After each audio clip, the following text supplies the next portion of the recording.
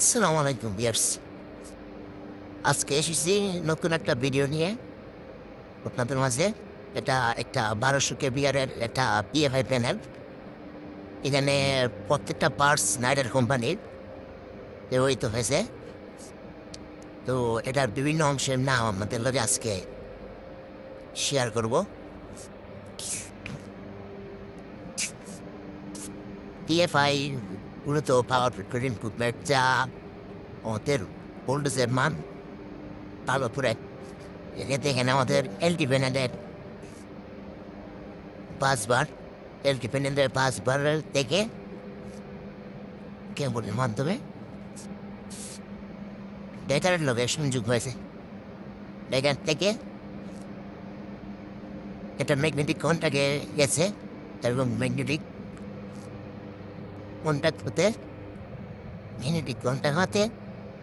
আর capacitor লগে যুক্ত হয়েছে।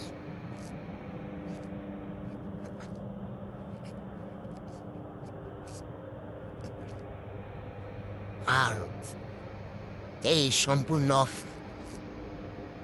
ম্যাগনেটিক কন্ট্যাক্টগুলো কন্ট্রোল করে একটা পিএফআই কন্ট্রোলার আছে। আমাদের ওয়ারিং ডায়াগ্রামটা দেখাই।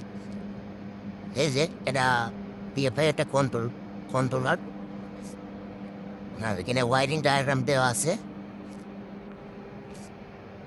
এটা হচ্ছে আপনার মিক্রো কোম্পানি একটা কন্ট্রোলার, যেটা ডায়াগ্রাম দিয়ে গেলাম একটু আগে আপনাদের।